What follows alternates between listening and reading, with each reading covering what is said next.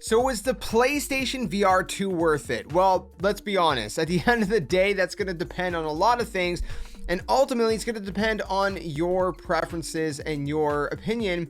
But I'm going to do my very best to kind of explain my own experience with the PSVR2 as of this point. I've been using it about just under a week at the time of recording this.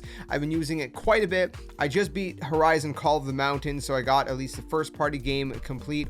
I've done a lot of the demos for some of the games that I don't own, as well as a bunch of other games that I do own. So there's a kind of a mixed variety of things. Now, I'm not going to be doing this in a scripted format. A lot of the reviews you guys see for the PSVR2 or other things online are typically scripted, which is good to get your thoughts kind of, constructed in a more, I guess, a kind of efficient way. The reason I don't like to script these things, sometimes I'll have notes at the very, I guess, most, is because I like to be as transparent as possible. And I feel like when things are less scripted, even though they might seem a little bit more messy, a little bit more all over the place, I feel that they're at least comes off a little bit more honest and a little bit more transparent for you guys. So for the sake of sacrificing a little bit more, I guess, of a professional kind of style of video, that's how I like to do them. So I hope you guys do appreciate these kind of videos. Let me know what you think about them down in the comments below. And if you're ready to jump into this, so am I. Here we go. So before we get into the meat and potatoes of all of this stuff, did I get this for free? No, I paid for this out of my own pocket. Now, I will say that PlayStation Canada did provide me with a couple of games for free, such as Horizon Call of the Mountain. They gave me Moss Book 1 and 2, and they gave me Star Wars Tales from the Galaxy's Edge Enhanced Edition. So I got all those from PlayStation Canada. I also got the game What the Bat from the devs at, I believe it's Triband. And then I myself already owned Resident Evil Village, so I did some VR in that. I also already owned Gran Turismo 7, so I did some VR in that as well. And so it was kind of a mixed bag of stuff that I either already owned or I did get review copies for. But the unit itself, the PSVR2, which is the bulk of what's going to cost you, I got out of my own pocket. So I don't know if that helps you guys with any, I guess, feelings that this is going to be as little biased as possible. But even whenever I see things for free, I do want to clarify that I am always as honest and transparent with you guys as possible. And at the end of the day, everything's subjective. My experience is not going to be your experience, so on and so forth. Now, the other thing I need to note is that I have never had any experience with any other VR systems. So if you're looking for a comparison, how does this compare to other VR units?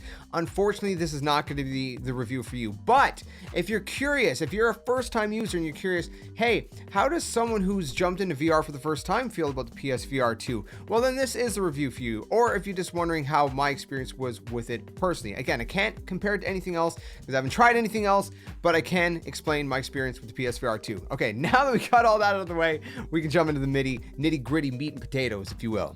So before we talk about the headset itself, let's talk about the controllers, because although the headset's going to be what you're seeing, the controllers are going to be what you're feeling, technically speaking.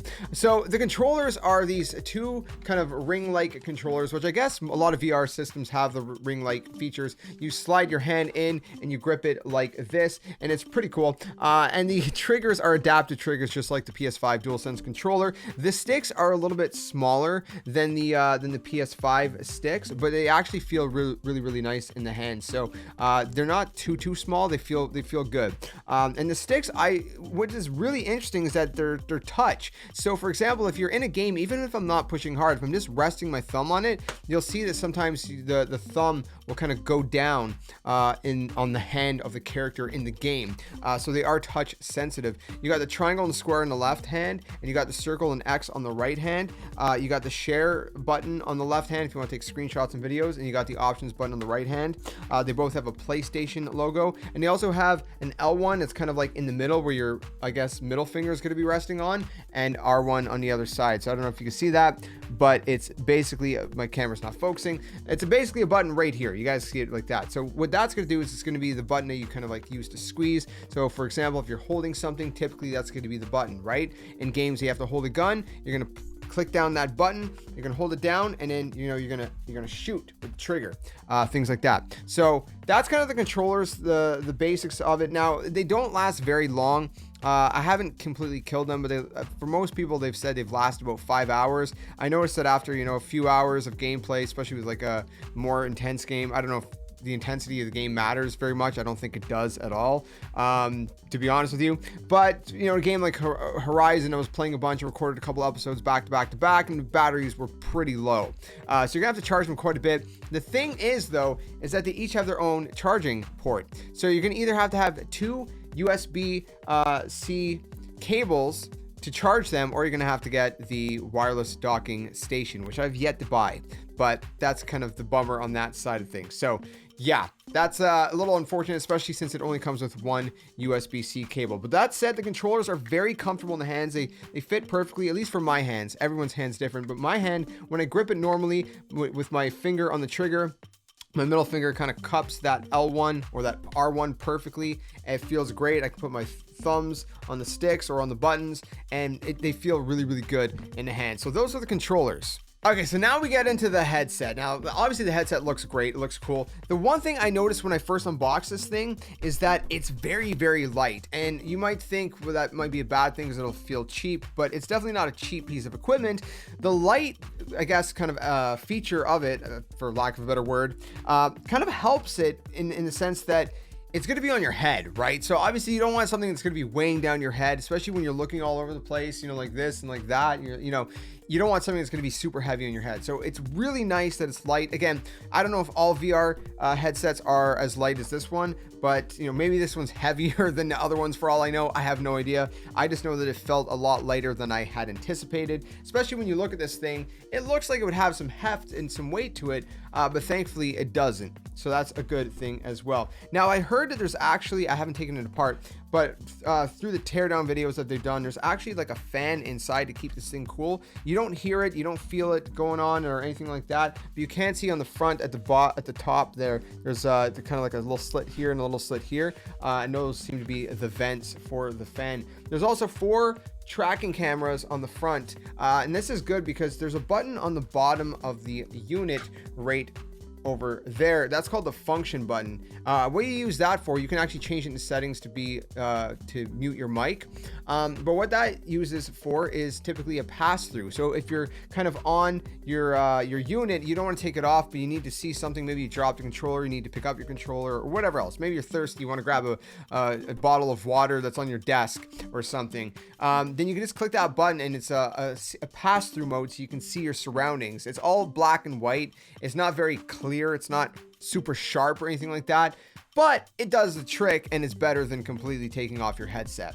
That aside, there are some earbuds that come with this thing. Now, you do not have to use the earbuds if you don't want to, but they are there. It kind of clips in right here on the unit. They're very short earbuds, so when you have the unit on, the earbuds kind of fall in just, you know, perfectly in line with your ears. They're just long enough, not too long, not too short, so that's good. From my experience, they sound pretty decent. They're not obviously the very best sounding headphones, but they're decent. There is a jack built right into the headset itself. You can go into the settings of your PS5, and let's say you have like a USB type microphone or headphone setup. For example, I have the Astro Mix Amp, which plugs in via USB. You can actually go to your accessory settings with the quick menu on the PS5 and switch your audio to that. So I haven't tried it yet, but obviously, like I said, there's the headphone jack in here that if you have other short headphones, I guess you could just plug them in there, or you can use, you know, like I said, some wireless headphones like the Pulse headphones that come with the PS5, but as an accessory you can buy for the PS5, or, you know, something else like your own, like I said, Astros, or maybe some in-ears. I got some in-ears that over here that I've yet to try, and different things like that. So there is some headphone options for this thing as well if you would choose so. Okay, so I had to try it because I said I hadn't tried it yet, and I figured, you know, this is a review, I got to make sure I know. I plugged in my in-ears directly into the unit itself, and yes, as I presumed, the headphone jack works with obviously other headphones. I don't see why it wouldn't have, but again, for the sake of consistency, I wanted to give it a go. So you can do that. You know, my in-ears right here, it's a pretty short cable, but it's still pretty long comparatively. So I guess if you buy some really short headphones or something, or a short cable for if, you know, you do have in-ear monitors or something else, you can use those. Whatever works best for you. Like I said, if you want to switch the audio from coming out of the headset to a different kind of headset, like your USB headset, you can do that in the PS5 settings very easily. It's also nice that if you do use the earbuds, there's a little kind of little thing that you can just put them in right here that just holds them on either side. They just pop in and easy to go. In terms of the headset itself, it's very comfortable, right? The back headband and the little front headband here is very squishy and very soft to the touch. Has like kind of like a rubbery exterior, and that's very nice to kind of go around your head, so it doesn't cause doesn't cause any kind of discomfort to your head. Obviously the curtain here too, it's very nice, flexible, soft black rubber curtain, which works very well, and I've heard from a lot of people that is probably one of the best VR curtains that they have out there. So when you're actually inside of this thing, there you go. You guys want to go in? Go inside. There you go. It blocks everything out from your surroundings, and it's just like you're just completely immersed. And then the lenses itself, as you guys know, the lenses are OLED lenses, and they are 4K as well. Now, 4K does not mean that you're going to see everything the way you would on a 4K TV. Do not expect that. If you go into this expecting that, you are going to be greatly disappointed. It's not going to be that clear, because this is a whole different kind of technology in and of itself.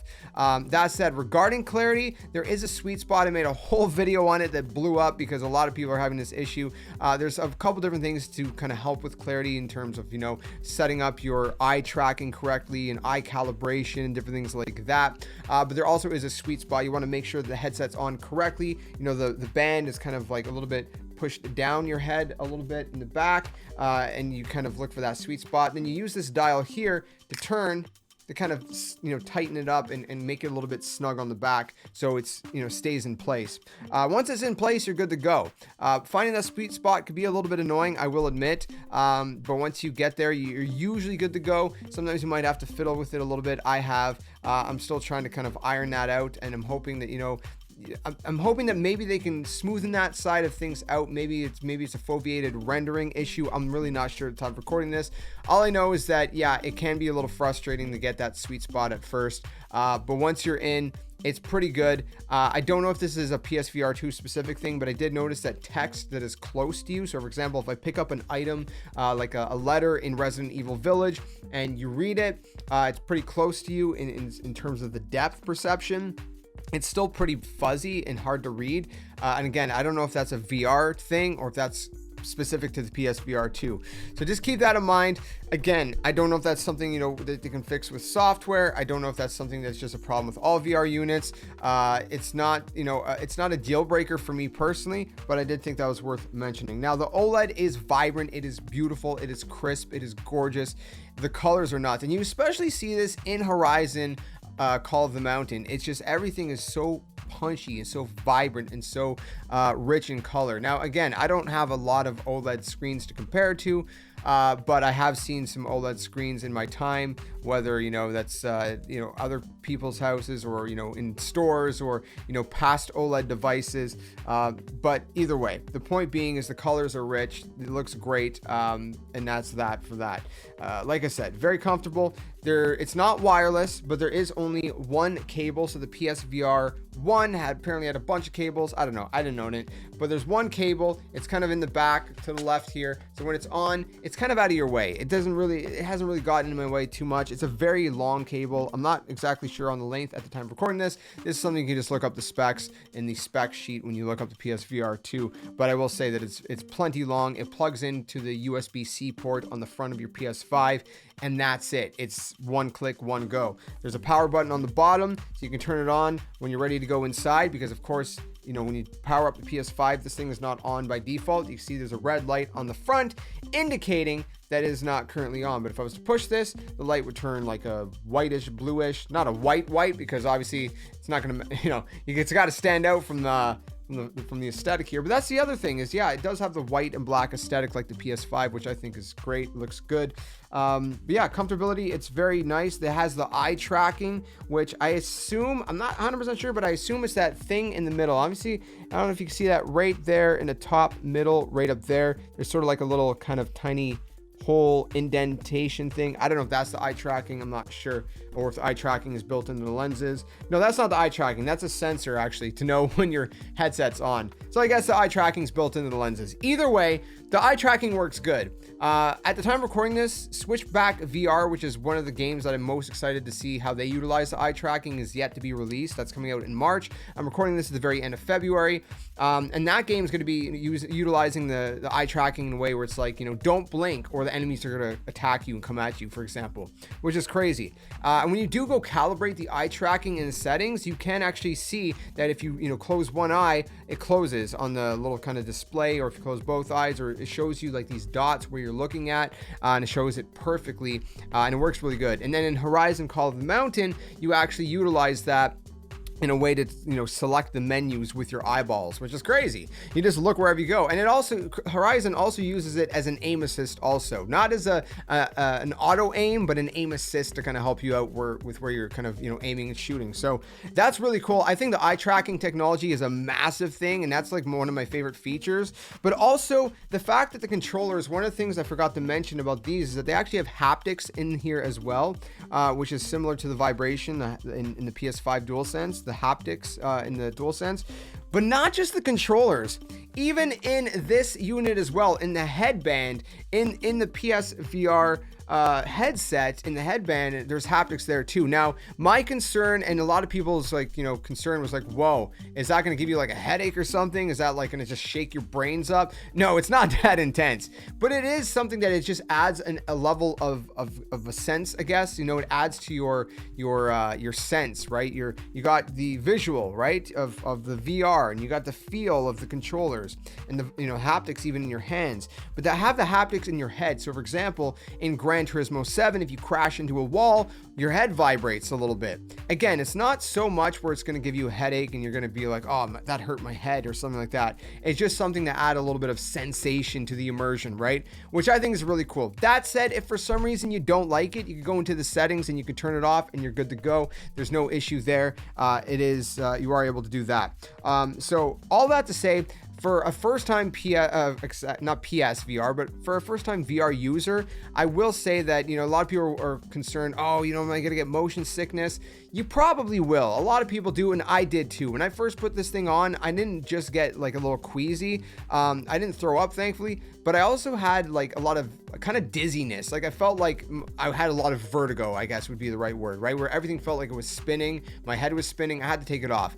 So if that happens, and it most likely will for a lot of people, don't worry about it. It's part of the kind of adjustment period. You might be able to go in there for like 5 minutes at first. That's how I was. 5 minutes, you take a break, 15, 20, 30 minutes. You go back in again once you feel better. You try a little bit longer, and eventually you're going to kind of get what people call your VR legs, and that means that you're used to it and you're good to go. And for the most part, you should be okay, and you should be able to be in there a little bit longer. Now, obviously, you should take some breaks, probably like every 30 minutes, take it off, do some eye, exercises, look in the far distance, for example, things like that, just to make sure that, you're not getting eye strain. From my understanding, I did a lot of research personally on the eye stuff. Can VR damage your eyes? VR is still immature and early, in its life, so it's hard to say for sure. The research that's available, from my understanding, is that it doesn't do any permanent damage to your eyes for kids under 12. So they do suggest you don't, put this on any kids under 12. And if you are, don't do that for very long, maybe just to show them what it's like, and then, okay, take it off. And I think the reason for that is because the brain's still developing. And so what this does is it throws a curveball at your brain, right? That's why lots of people get motion sickness at first. So because it's kind of some whole other perception for brains that are still developing, it might kind of mess with I think it was like the cortex or something. I don't know. You guys can do your own research. The point is that you might get eye strain and your eyes might get blurry and dry. And so just take some breaks, use eye lubricant if you need it or whatever else. But for the most part, it seems to be generally okay from the health side. So if you're a little bit worried, am I going to get sick and I'm going to waste money on this thing? You can adjust to it. Just take it slow, play some, simpler games, less intense games. I made a whole bunch of videos and guides on these things. I'll link them down in the description below to help you guys out so we don't waste time in this video. Now, all I'm going to say, I think that covers for the most part of things. I've tried everything, okay? What about the general experience? I will say that when you jump into VR, then this is true for any VR, not specific to PSVR2, but everything is to scale. Like, it's crazy, okay? When I put this thing on, everything was just, whoa, I was sucked into this world, and everything was like completely to scale. And Resident Evil, the super tall, big creatures like Lady Dimitrescu, for example, it was freakishly tall, and, you know, other things like that. Everything feels like a one-for-one representation, right? So you feel like everything is grand and epic. You're in the world, and it's really crazy, and it's a trip, and it's an experience that I can't explain, that I didn't understand until I put a VR headset on for myself, and it was seriously crazy. It's unlike any other experience that I've ever experienced in any form of media ever before, and I highly suggest everybody try it at least once in their lifetime, because it's nuts, and it's a lot of fun, and it's very immersive. Now, people are going to say, well, the price is pretty pricey, right? Compared to other VR units that you get for like PC and different things like that, technically, it's actually a pretty good price for all the features you're getting. Like I said, OLED, 4K, you know, yeah, it's not wireless, but there's only one wire. It's not too bad. It's a very long wire. You know, it works very well. You got the haptics inside of it. You know, all the adaptive triggers on the controllers is something that, you know, you don't really get with other controllers and everything like that. So, you know, the obviously the pass through with the cameras to be able to see your surrounding, there's that, you know, that adds to it as well. There's a lot of features in here that make it a very good bang for your buck. People would say, well, yeah, but then I need a PS5. Sure, that's a fair argument, but if you're going to get a PC compatible VR headset, then you're going to need to get a decent PC anyway. So either way, you have to buy, you know, some additional hardware that, you know, you plug this thing into, whether you're getting something for your PC or, you know, if you're getting it for your PS5. So if you're already a PS5 user, then sure. If you don't play a lot of console games, then maybe it's not the VR for you. That said, it is an insane VR experience. Like I said, the sweet spot can be a little bit annoying to get kind of adjusted to and figure out at first, and, you know, trying to figure out how to properly calibrate this thing and how to properly kind of adjust it on your head. But the experience is unlike any other, my friends, and it is a lot of fun. So all that to say, I think I'm gonna give this thing a solid 9.5 out of 10. Am I being generous? I don't know, maybe. The only reason I'm not giving it a higher score, like a 9.8 or a perfect 10, is because, like I said, getting it adjusted and calibrated, you know, just correctly can be a little bit annoying. But, you know, all in all, it's a pretty solid experience. And so, you know, I think it's the pros vastly outweigh any cons that are there. Like I said, the controllers don't last very long, and that's a con for me that kind of reduces the score a little bit. But the features in the controllers, you know, you don't typically have a lot in some of the other ones. Like I said, the haptics and the adaptive triggers for the most part. The headset having the haptics and the eye tracking, the 4K and the OLED and the pass-through, those are all massive pros. But, you know, like I said, having kind of a somewhat tight sweet spot. It's not super, like, you know, fine point where it's like you have to have it perfect or it's like blurry. But like I said, it's not like, again, it's not like, you know, that the sweet spot is very wide. There is a little bit of adjusting. You got to, you know, tweak it a little bit, move it up and down, left and right. But once you get the hang of it, it's muscle memory. You know exactly how to put it on your own head. And like I said, you know, there also is the wheel that you got to make sure to use, and that's kind of puts the distance of the lenses, whether the lenses are further apart or closer together, based on, you know, how your eye structure and your face structure is too as well, right? So like I said, all in all, this thing is an amazing unit. Yeah, it's a little bit pricey, but VR is pricey, especially right now. For comparative to other, you know, VR units, I think it's a great price, especially, you know, with all the features you're getting. My biggest concern was, will there be enough support for this thing? Will this just kind of fall off where it's like, you know, it's going to get a few great games at first, and all of a sudden, you know, it just kind of falls off, like the PS Vita did, for example, which was kind of disappointing because the PS Vita had a lot of potential, and this thing also has a lot of potential. That's still the concern. But what I will say is that as of right now, as of launch, there are a ton of games already. There's like 40 or 50 games right now at the time of recording this. Like I said, you got Horizon, Call of the Mountain, Resident Evil Village. They already confirmed Resident Evil 4 Remake is going to be getting a VR mode as well, which is going to be compatible with PSVR2. Star Wars, Tales from the Galaxy's Edge Enhanced Edition is a great Star Wars experience. There's an NFL game, NFL Pro Era, which I also tried the demo for, by the way. There's all these different puzzle games and cartoony games. There's rhythm games. There's Tetris. There's even multiplayer games like, you know, After the Fall, or like Pavlov, which is kind of like like a CSGO kind of sort of Call of Duty-esque sort of, you know, first-person shooter that is in VR multiplayer online, which I've yet to try, but I've heard great things about. There's a lot of different great games at launch. There's horror, there's indie. You know, like I said, we're going to be getting Switchback VR, which looks incredible. There's a first-party game called Firewall Ultra, which is kind of like a shooter game that Sony is going to be bringing as well. And so there's just a lot of games right now, and there's a lot of stuff that's promised. My thing is I want to see more first party support. I want to see some Last of Us VR. I want to see some Uncharted VR, Ratchet and Clank, like whatever else. Spider-Man would work perfectly with these, you know, like, you know, swinging. Oh, dude, that'd be sick. I want to see some of that. Will we see that? I don't know. I really don't know. I don't know the future. I hope so. As of launch, it looks promising, but is it just kind of like a quick launch push and everything's going to dip after, or is it going to be maintained? That's the question. Is it going to be a Nintendo Wii U situation or a Nintendo Switch situation? Because those are vastly different. Wii U kind of boom, and the Switch, it was well maintained. So maybe, hopefully, Sony learned from their problems with the PSVR1, and you know they've got things right with the PSVR2. Anyways, I ranted a lot. I wanted to give you guys as much thoughts and experience and my own opinions and whatever from this thing. Like I said, at the end of the day, you got to try it out for yourself to really see the experience and whether it's worth it or not for you. This is just my experience. I think this thing is worth it. I was hesitant to pull the trigger on it because, again, it is a chunk of money, and I didn't know how I would react. Would I be too sick inside of this thing? Was there going to be enough support with the games?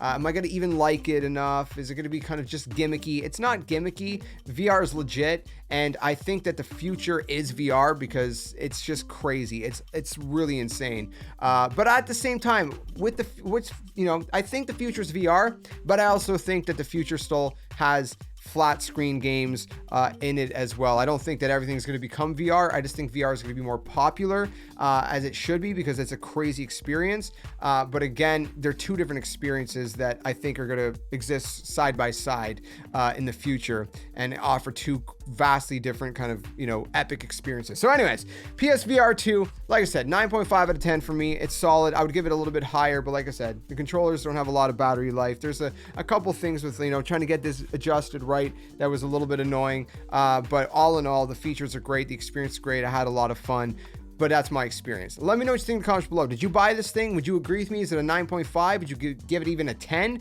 or would you give it a lot less? Let me know in the comments below. Like I said, this is my experience, subjective. Let me know what you like or dislike about what I shared in my review. And if you have any questions, I'll do my very best to answer them down in the comments below. Again, I try to do this unscripted, and so I hope I didn't forget anything, but you know, whatever. It is what it is. I wanted to be, you know, more kind of transparent with you guys. So thanks for watching. Stay safe, stay well. I'll see you guys do another one. Until then, game on.